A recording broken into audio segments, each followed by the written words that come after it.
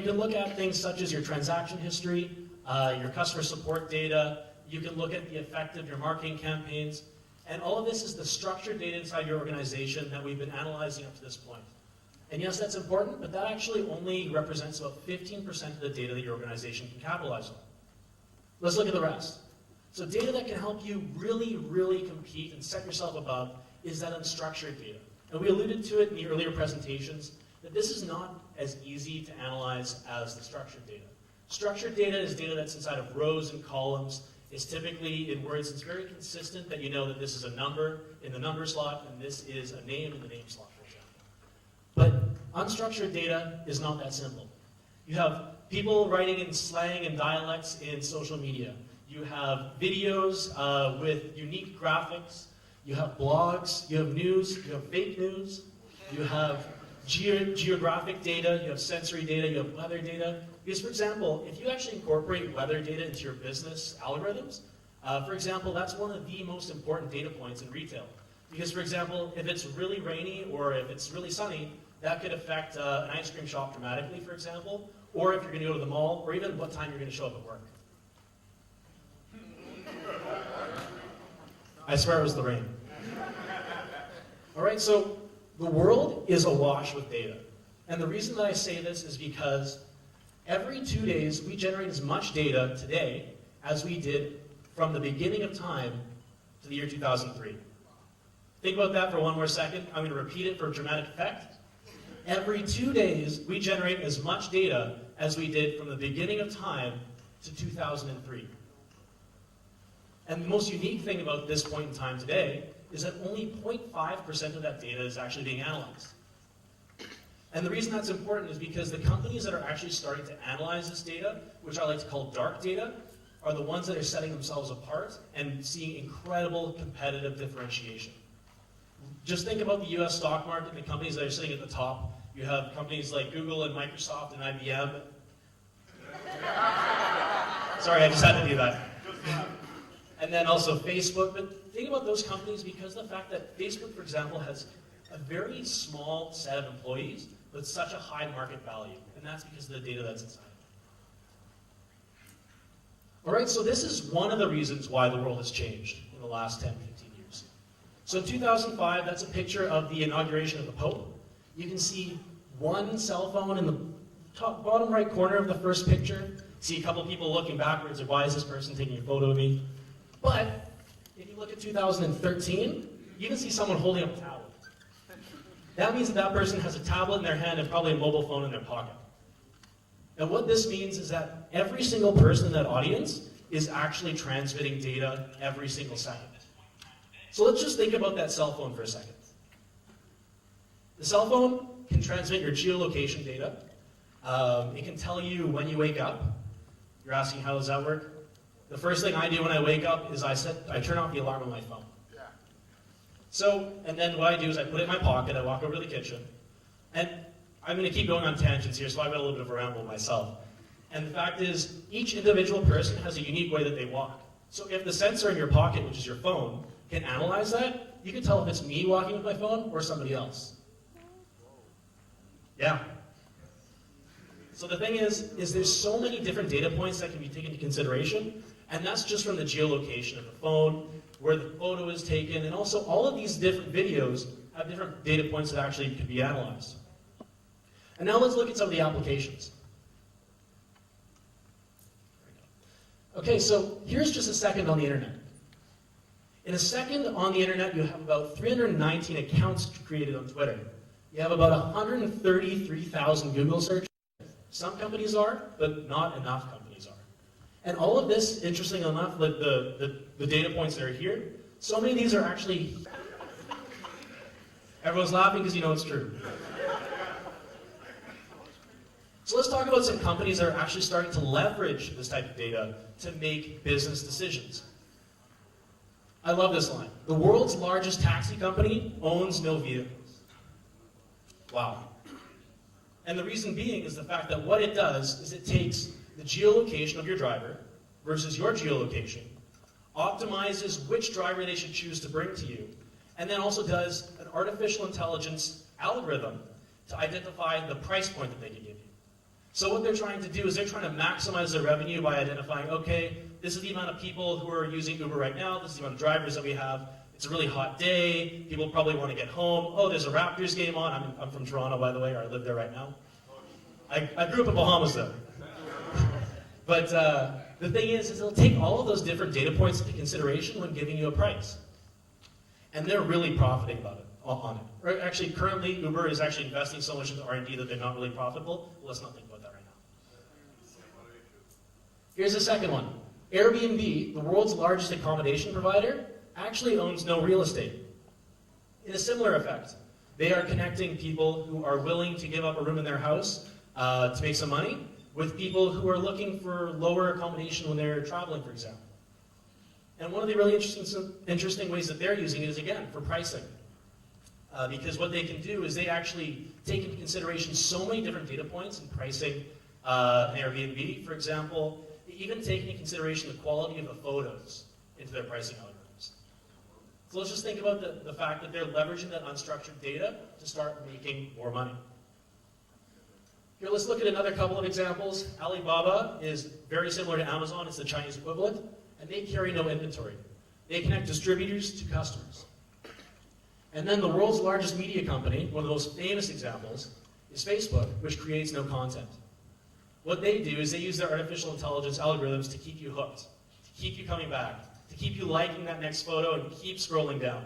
Because what they do is they essentially look at your preferences, why you click on certain links, why you don't click on certain links, and then they keep improving their algorithm to actually curate the content. And I could go on another tangent on why that's a good thing or why that's a bad thing. And then again, that's another reason why ethics of artificial intelligence is so important. But the fact is they're doing it, and they are making a lot of money doing it. So before big data, we invested in analytics where the value was obvious. And this is still something that we're doing today, but I'm just going to compare that to the big data revolution that we're going through. So in the olden days, what we would do is, in the miner example, you'd go to a river and you'd find the areas where there's the most gold, and that's how you can find the opportunity. It's face value. So let's think about the data that has face value inside of a company. You have your customer information, you have the success of your marketing campaigns, all that structured data that you normally analyze. But the thing is you could analyze so much more. So if you look at the examples of Facebook, for example, or Twitter, or Airbnb, they're analyzing the pulse of the world to find the people that they're looking for, especially in targeted advertising, for example. And the thing is what you need is the right tools to do that. And there's a really interesting quote by Steve Jobs that I'm going to paraphrase, and he says that, that the computer is like the bicycle for the mind. That being said, it's because you are able to perform complex calculations that a human could do, but at immense speed, so it accelerates it. And I like to think of artificial intelligence as the bicycle for analytics. So let's look at how our artificial intelligence can propel these analytics use cases to the next level. So data is the new gold, and let's say you had a machine to go through all of the dirt in the mountain to find all those tiny gold flecks and create a gold bar. That's essentially what artificial intelligence can do. Because of the fact that it doesn't need human intervention, it doesn't need someone sifting through and going, that's gold, that's not gold, that's gold, that's not gold. You can actually go through so much more, so much faster. And the thing is that's how you start to capitalize on all of those tiny little gold nuggets that you weren't able to see before. You didn't necessarily need to sift through it. It was able to do it itself through a reiterative algorithm. So the point I'm trying to make here is without cognitive computing or artificial intelligence and analytics, big data is just a large pile of data. So obviously, I know we were waiting for it. Now I'm going to start talking a little bit about Watson. So in 2011, IBM was able to create a supercomputer called Watson, which is able to understand natural language processing. And the way that they decided to challenge its learning capabilities was by putting it up against the best Jeopardy champions. Now I'm going to try and see if this link works here, so bear with me 1 second.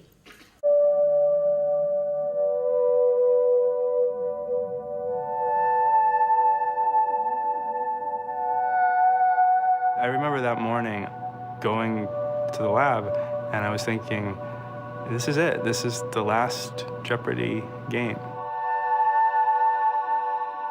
This is Jeopardy, the IBM Challenge. Here we go. Brad, if you're ready, make your first choice. Let's take alternate meanings for 200, Alex. Four-letter word for a vantage point or a belief. Brad. What is a view? Yes. After the first clue of the game, which Brad won, I had just this horrible feeling at that moment that he was as good as everyone said he was, and he was just going to run the whole board on us. Watson. What is shoe? You are right. We actually took the lead. We were ahead of them, but then we started getting some questions wrong. Watson. What is leg? No, I'm sorry, I can't accept that. What is 1920s? No. What is chic? No, sorry. Brad. What is class? Class, you got it. Watson. What is Sauron? Sauron is right, and that puts you into a tie for the lead with Brad. The Double Jeopardy round of the first game, I thought was phenomenal. Watson went on a tear. Watson. Who is Franz Liszt? You are right. What is violin? Good. Who is the church lady? Yes. Watson. What is narcolepsy? You are right, and with that, you move to $36,681. The risk was, if Ken gets a daily double, bets big, gets it right, he's going to be well ahead. And then with that kind of lead going into Final Jeopardy, if he bets enough, he could end up winning the match. Ken. What's a committee? We got to find that last daily double. We got to find that last daily double. It was a crucial moment in the game. There was still a daily double on the board, and it was starting to become pretty clear that it was in the legal ease category. Let's go to legal ease for 1,200. Watson. What is executor? Right. Same category, 1,600. Answer, daily double. That was the moment when I knew it's over. The category is 19th century novelists. What Watson wants to do then is preserve the lead, not take a big risk, especially with Final Jeopardy, because just like for humans, Final Jeopardy is hard for Watson. Now we come to Watson, who is Bram Stoker, and the wager. Hello, 17,973, and a two-day total of 77,147. I would have thought that technology like this was years away, but it's here now. I have the bruised ego to prove it. My past Jeopardy experiences have been great, but they weren't really weighty with this kind of technological, philosophical importance. I think we saw something important today. Didn't really think very much about the implications until later and say, wow, wait a second, this is history. Of course, this whole project is not ultimately about playing Jeopardy. It's about doing research and deep analytics and a natural language understanding. This is about taking the technology and applying it to solve problems people really care about. We're just so excited about all the things we can do with this. I had thought this is the end. We get there, we're done. And I'm realizing it's just the beginning.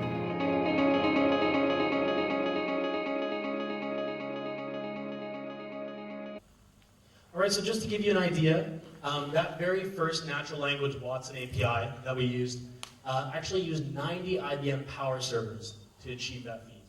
So quite a large and very expensive computing system, which is why one of the other very important aspects of today that make artificial intelligence possible is the cloud. And the reason that I say this is because of the fact that cloud computing allows people to leverage a very expensive and complex algorithm in very many different use cases, and you don't necessarily need to download it to your premise or have it installed at every single company. With an analytics artificial intelligence API, the masses can leverage the same computer and high-powered infrastructure to actually make this cost-effective and actually bring artificial intelligence and cognitive computing to the masses. So overall, we've heard this a couple times, so I'm going to be quick. Essentially what's going on is that the computer is able to understand, reason, and learn, and also one of the unique things is being able to interact. So the fact is, with the data set, it actually takes all of this and finds the correlations and associations, and that's the reasoning aspect, and then it learns from your feedback, knowing if it was the right answer or the wrong answer, and then increasing its accuracy and its confidence after every single iteration, just like the Tetris example. So with machine learning, instead of writing code, what you do is you feed the data to a generic algorithm which builds its own logic based on the data. And that's what's really important, and that's exactly why the mining example is so important, is the fact that you don't need the human intervention thing. If it actually creates its own logic to find that gold, it's collecting the gold while you're not even thinking about it. So here's another use case beyond just winning games against the best Jeopardy champions. that is really important. So in 2015, for example, there's 160,000 new cancer studies published on this particular website, and there's over 100 new clinical trials launched monthly. I don't care how much of a speed reader your oncologist is, but he's not going to be able to look through, he or she, of course, is not going to be able to look through all of this data to understand it. So that's where artificial intelligence becomes a very important use case. So I got another clip for you guys.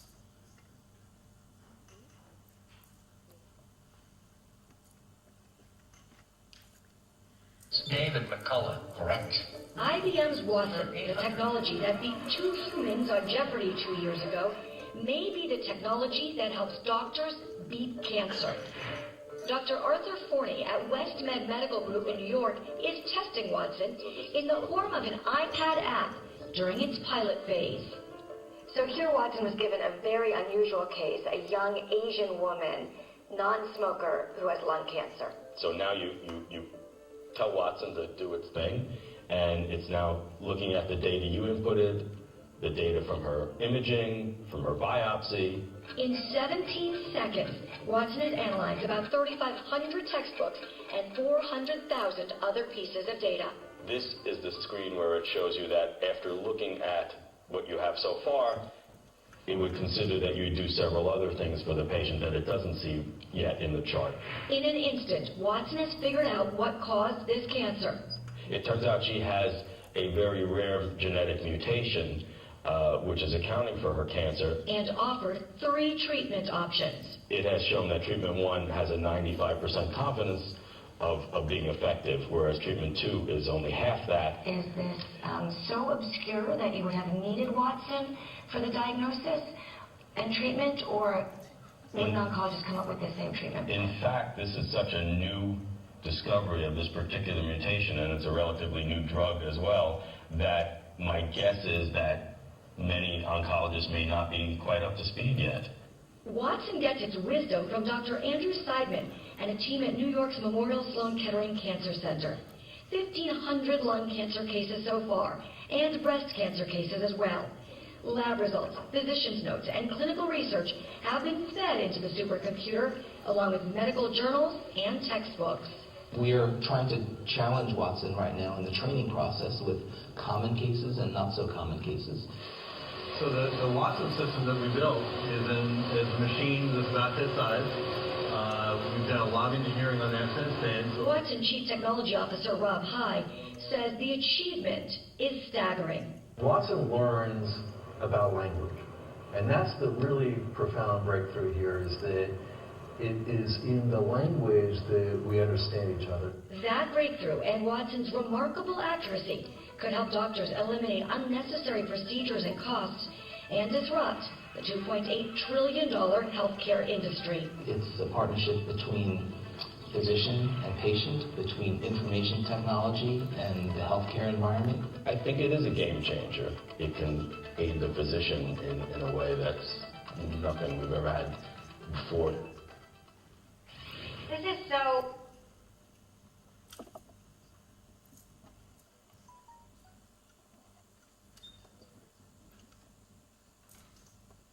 So let's think about that for a second.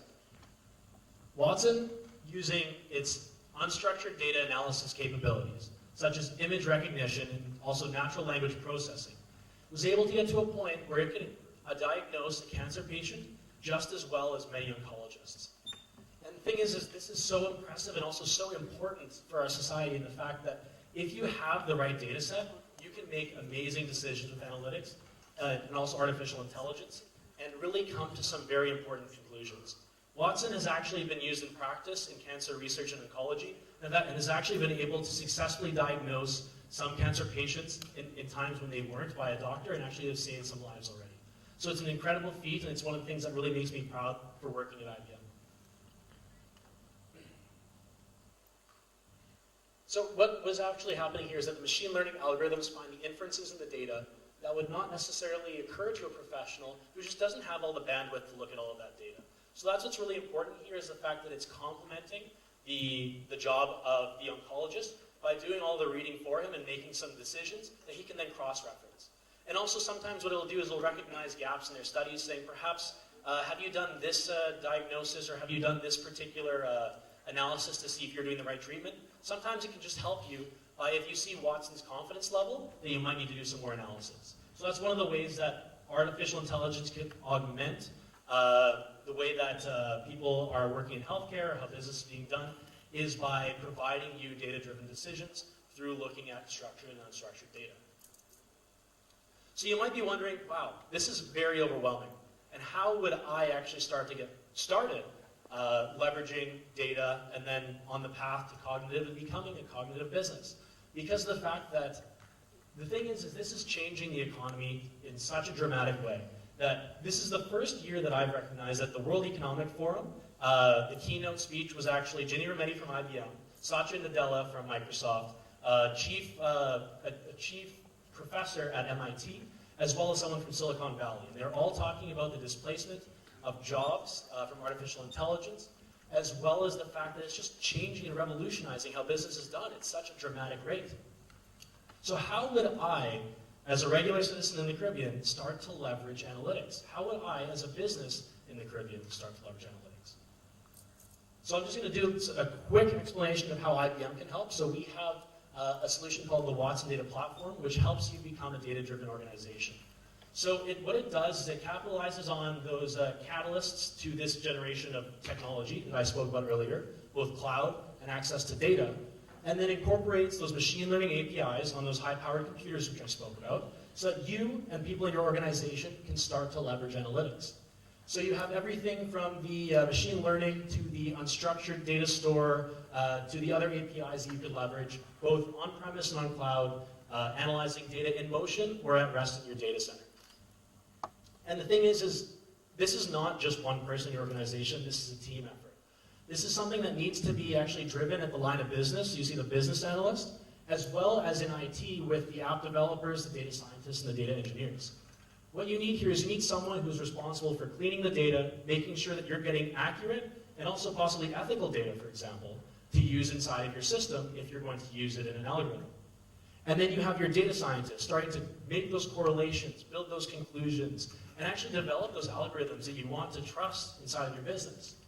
Then you also have your business analyst who's leveraging that clean data and those new algorithms to start making insights that are relevant to your business. So for example, in marketing, you might want to look at all of your customer data in correlation with social media to see who's most likely to be receptive to your next marketing campaign. Or if you're in a bank, you might be interested in all of the loans data, seeing how likely it is for a particular applicant to default on their loan, or even in the background of a credit scoring analysis.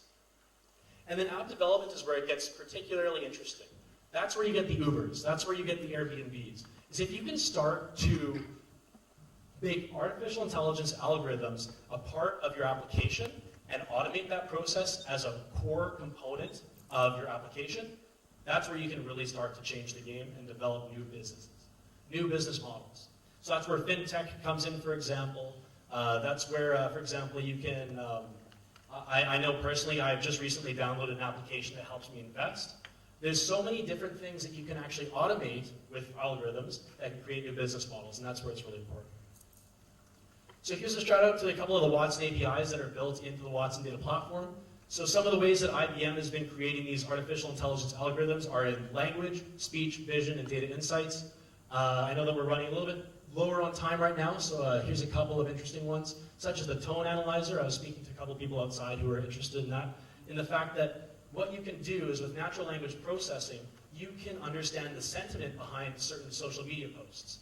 So this is where artificial intelligence, machine learning becomes really important, is because there's a very big difference between saying, wow, that's sick, or that's sick, like gross. So there's a positive connotation to that's sick and a negative connotation to just sick. There's so many different ways that language can be interpreted, and also the translating application is a very important one as well, because there's context to different sentences. People have colloquialisms. Honestly, probably one of the biggest data challenges soon is probably going to be in regards to patois on social media. Because the thing is, you're incorporating English, you're incorporating patois, you're incorporating slang, you're incorporating other areas of the Caribbean where maybe you took a couple phrases from the Bahamas or Trinidad, for example. Or, to be honest, it's probably us taking from y'all. So. I know the Bahamas is guilty of that. And then also visual recognition is one that we looked at a little bit earlier when, for example, identifying an 8 or identifying a cat. And the thing is these are some of the APIs that we actually have available that you can use inside of your applications. So you might think that artificial intelligence and leveraging these algorithms is way out of reach, but if you have access to an API, you can do anything. APIs, you just plug in the information, you can leverage the fact that Watson has already started to learn what a cat looks like, and then you can leverage that inside of your next application or inside of your next social media campaign. So the whole idea of the Watson Data Platform is about making data simple. And again, this alludes to a lot of the things that we spoke about in the earlier talks, such as removing silos. You have the compartments in your brain where you might have something separated in one area to another. It's all about bringing everything together. So in a business context, that can be taking your marketing information and correlating it with your finance information. Taking your back-end IT systems and correlating that with marketing, for example. And then also, it's about having that open access, but also trust and security, because especially with large organizations, banking, government, telecommunications, there's a lot of very personal and sensitive data about your customers. You need to respect that. Again, a part of the ethics of the situation. So you need to trust that not only do your data scientists have access to the information, but they have access to the right information for the right context. And then also just driving more intelligence through cognitive data science. And that really comes through the APIs, as well as we have some solutions that allow collaboration, such as the data science experience, which allowed you to code in R and Python to start creating predictive analytics algorithms and machine learning algorithms. And then also innovating with the open source in the community. The thing about big data right now is that there's such a demand for people, and also the fact that this is so revolutionary that people are sharing information like mad on the internet. And the fact is you need to capitalize on that, because why do something when somebody else has done it already? You may as well pull some code from somebody else, pull an algorithm from somebody else, learn from somebody else, so we can accelerate that learning, and we can really catch up to that 95% of the data that we're not even looking at, or 99.5%. So it's all about accelerating that, and also this is also a call to action to everybody that there is so much available online.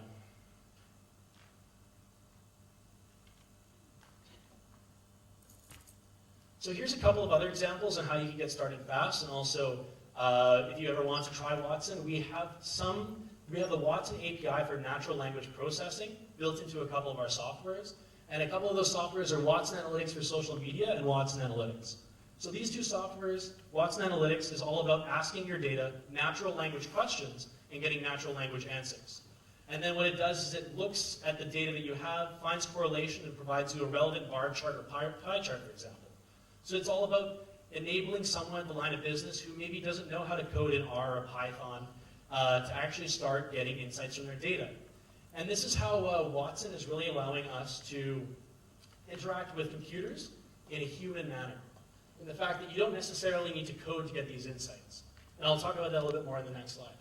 And then Watson Analytics for social media, what it does is it looks at all of the data on Twitter, in blogs and news sites and Facebook, and really starts to find things such as sentiment, demographics, as well as themes and topics. So that, let's say that you're doing an outbound marketing campaign, you can really have an idea of what the world is saying about certain topics. And that's all done through natural language processing.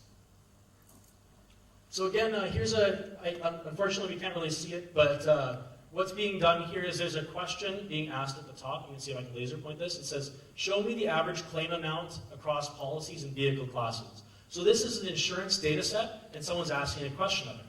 So the thing is, what Watson does is it then suggests some relevant questions in its own language, and says, here's the most relevant question in association with that. So what's the breakdown of total claim amount in US dollars by coverage, policy, and vehicle class? So it just essentially paraphrased that into something that it understood, and then with the ones that it has the highest confidence that you're asking, it put them at the top. And then it asked and also suggested some other questions that you might want to ask based on what you're talking about. And also, again, I was talking about the open source community. IBM is heavily invested in open source, and all the things that we do are encouraging collaboration between different people who learn how to do data science in different ways. So one of the ways that you can get started for free online is there's a website called bigdatauniversity.com. And what that does is it provides you a step-by-step way to start leveraging analytics, big data, Spark, machine learning, Watson Analytics, Scala, and many other topics to actually get started and leverage that inside of your new business idea or inside of your business as well. And the thing is there's such a demand for these workers in data science, for example, that this is a good way to get someone who is on your team who's maybe savvy in this area and passionate about it to get started for free online. In addition, there's so many different online courses, such as, I know Cornell has some out there, and a lot of the universities in Canada as well are starting to incorporate business degrees with analytics degrees. So we're really starting to see this shift in the fact that analytics is becoming so important at the business level that even the top universities are offering some of this for free online. I really encourage you to take all of this because it's an incredibly valuable set of learning skills that you can learn, and also very applicable both in corporations as well as entrepreneurship, for example. So all the students out there, keep learning. This is amazing stuff, and it's actually, I guarantee it's a lot of fun. All right, so that being said, I want to thank everybody for your attentiveness. I hope that this was relevant, and if there's any questions, I'd love to take those now. So thank you again for having me. All right, that hand is first. Okay, there's two questions. One, is there value in creating and training algorithms for specialized industries for commercialization? So, let's say a bank wants to go into a specific service. If you decided to create an algorithm, run the data to it, and train the machine, would it be a good commercial venture? Yes, that's actually a very good question. It's also, the answer is yes. In the fact that if you are able to optimize using a large enough data set that you feel confident in the algorithm's results, that's the gold man of activity.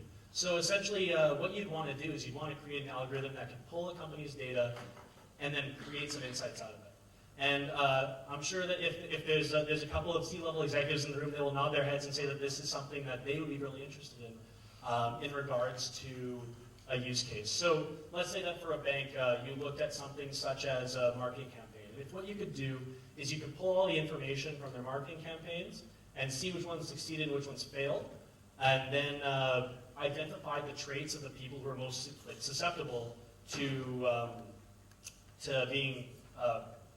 being wow, it's escaping me here, to wanting to buy the product, for example, or wanting to get that particular solution, then you'd be making a lot more money because you're actually using your time a lot more efficiently.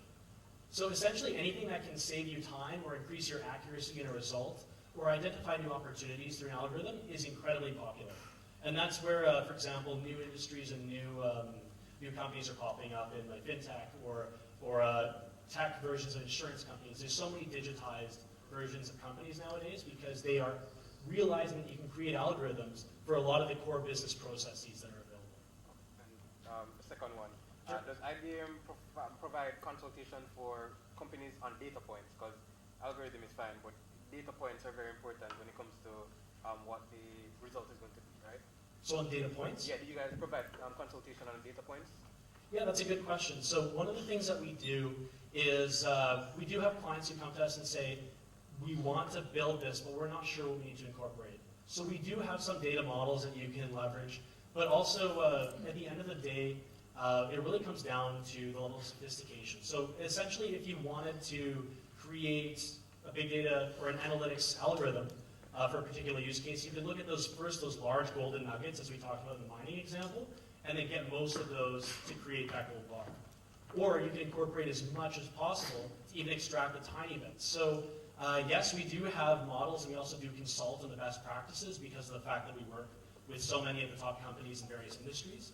But also, I would encourage everyone to add more and more to those models to make them more robust, and also use things that you can make your own company have a competitive advantage. Alternative data.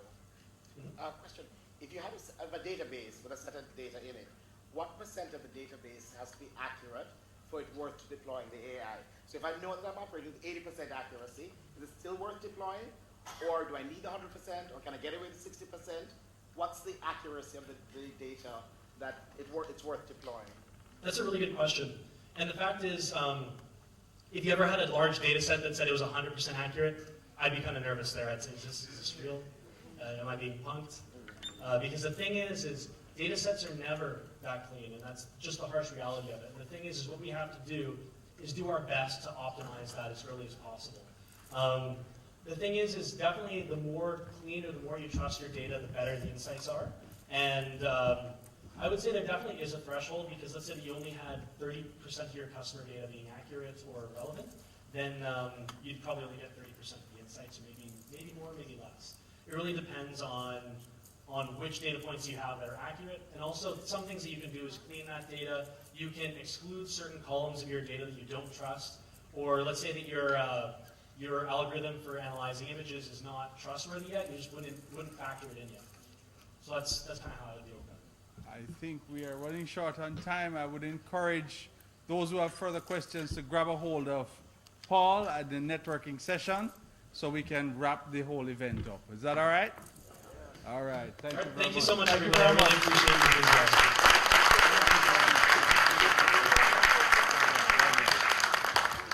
being here. AI is the bicycle for data analytics. Boy, that was a lot. And another round of applause for Paul and IBM. Really appreciated that presentation.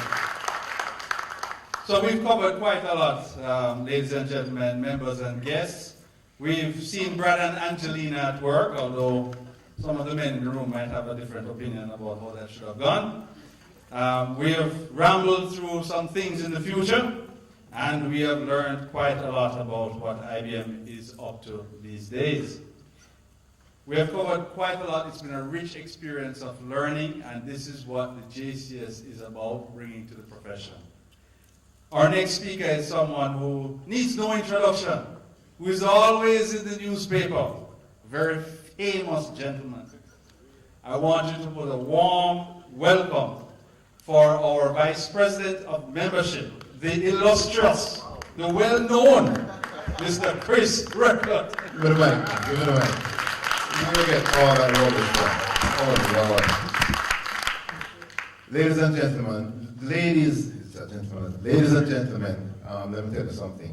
The last time we did this, the room was at a certain capacity, right, Sheldon? And it's getting bigger. We're almost filling the room. So one of our objectives is to fill this room for the next BizTech event we have. So my job is very simple. It's to convince, guys, where you going? Hold on, almost finished. Just sit down, sit down. I know you want to leave. Sit down. I'm going to finish in like 2 minutes, and then Sheldon is going to finish in like 2 minutes. No sneaking out right now. Very important. Let's listen to this.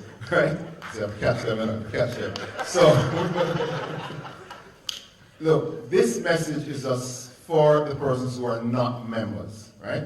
Because very soon, and Sheldon and I have a discussion about this, we haven't pulled the trigger yet, but very soon, these are going to become members-only events. And when they become members-only events, you have to be a member to get an invitation, and you have to be a member to walk through the door. If you're not a member, you have to friend up a member and come with a member. So, it's important to join the Jamaica Computer Society, join the JCS, become a member. Why become a member? I'm going to rattle off just a few reasons why. Meeting fantastic people like this, listening to presentations like we had from Gunjan, from Paul, from Andrew. I mean, this is the reason why we do this, because we are bringing to you the cutting-edge things. We're talking about the things that are going on out there in the industry, and we're trying to simplify it. We're introducing it to people who are doing the work on the ground. So it's very important.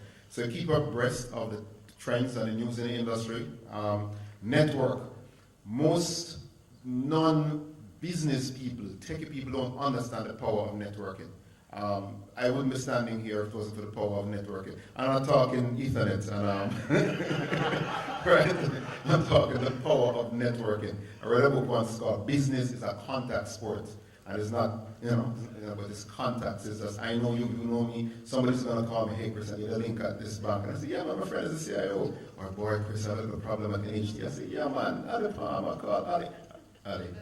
Thanks for coming. Yes. So CIO. So the fact of the matter is that it is very important to use this as a networking event, to just meet folks, walk up to someone you've never met before, you've probably seen them at one meeting, shake their hand and say, hey, my name is such, exchange a card, and just get to know people. So, you could be talking to your next potential employee, employer, or your next potential business partner. That's how these things happen. That's why I become a member. And look, there's a little bit of giving back to Jamaica. If you can contribute something like what our education institutions are contributing, and for you to even learn that, wow, I think I can either use that or contribute to that, or let me learn about that. So this is the forum that we're trying to create to do all that stuff. And also a forum, if you create a product, then come and talk to Sheldon or anyone, Doug or anyone of us here to say, hey, I would like to show this, showcase my products to the members. So these are some of the reasons. Get advice in IT products, business opportunities through partnerships, continuous learning. So these are some of the reasons why you should become a member of the JCS and let it happen now. Who wants to be a member? Who targeted? IT professionals, people, students studying. The student membership is $500 for the year, right? For student membership. So our membership categories, academic category, it's student and institutions, right? $500 for the institution, $10,000 for the year, simple. And then for everybody else, it's, we're breaking it up. It's very simple. It's individual, about $6,000 for the year. And then for corporate, now depends on the size of the company. So it's a range from anywhere from about, I think we discussed starting from $10 all the way up to $100,000 for the year. And that's it. It is simple. Go on the website. It's easy to do, or link with any of us who are involved with JCS or respond to the email that got you here. Thank you, ladies and gentlemen. And Doug, well, instead of you coming back up, St. Sheldon, welcome our president to the stage, Sheldon Powell, who has been the energy behind getting this thing from 4 people all the way up to where we are right now. Sheldon, over to you. Thanks a lot, Chris. So I don't want to stay too long because I know everybody's probably hungry right now. AI can't help us with that, right? Not as yet. We can't fool us to eat food. But I want to thank all our sponsors.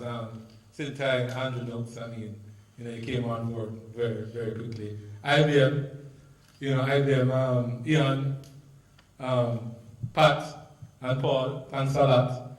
Right, Real Decoy, you guys always a big help. Paul, come out. You can't just come out, because Real Decoy has really adopted the JCS, right? So, really like that. Idea Lab JA, a company that I'm actually involved in, that's being headed by Jason Clark, so they've also gotten involved. I have to thank the planning committee, the events committee, Tennis and Arnold, big up yourself. I know we're still having some team games, but every time we're getting much better, right? I want to thank our host, Doug Williams, the stand up for me, because he did a fantastic job, right? So, our next event, Andrew Jersey, is quite timely. It's a symposium on the future of IT jobs. I can just quickly scroll down, actually, because this one's coming up on June 9th, and we're doing it in partnership with the University of the West Indies, and we're working with the Ministry of Science, Energy, and Technology in terms of his ministry. It's very important. Well, I know Trevor Forrest is here representing. Thank you. So, for this event, we're actually inviting schools. I see that Hillel is here. I don't think a lot of high schools are here, but I'm very proud that you guys are here. I hope that you learn something from this, and you're also going to be our guests at this other event, and we expect other schools to get involved. And note why this is actually very important, because one of the things that Paul will share with you is that AI is replacing about 5 million jobs in the next 5 years. Replacing. So we really want to know, what is it being replaced with? So at this symposium, we'll get more into that, because we have a lot of different speakers from different industries. Natasha Sampson, the CIO of Tax Administration of Jamaica. She's actually here doing research and will tell us what government in Jamaica is looking for. The CIO of the University of the West Indies globally will also be sharing that with us. We have Donald Watson from JPS from a utility perspective. We have tech companies, as in Ray Decoy, Malak Williams from Ingenuity is here, as well as Myra Sparks from MS Tech. He does telecommunication. We'll be sharing each other what we're doing. This is a very interesting topic. I mean, I'm looking forward to this because I'm not going to retire in the next 5 years. So I want to know if they don't need CIOs in the next 5 years, what I will be doing, right? So the same people, I mean, while they're here, I'm looking to expect to see, I'm not going to start around, but that's my virgin Dudley Johnson from Syncon here. I mean, he had to sponsor the last event, so I'm looking for sponsors from Dudley, and I'm calling you out. That's another thing, with more people, with more sponsorship for the JCS. So next time we want to have a better registration system, so anybody wants to come and help us out with that, please, right? And we're looking for more volunteers to come and help us. So once again, thank you. We're going to network now. And the idea is that, you know, all the speakers are there, so please grab a hold of them, exchange emails, mobiles, whatever. Keep the conversation going. We'll have food, we'll have hard liquor as well, but certainly if you're not over 21, please, I mean, we'll have water, which is good for you, and juices, soda, and so forth. Right. So once again, thanks a lot. I look forward to the network with you outside.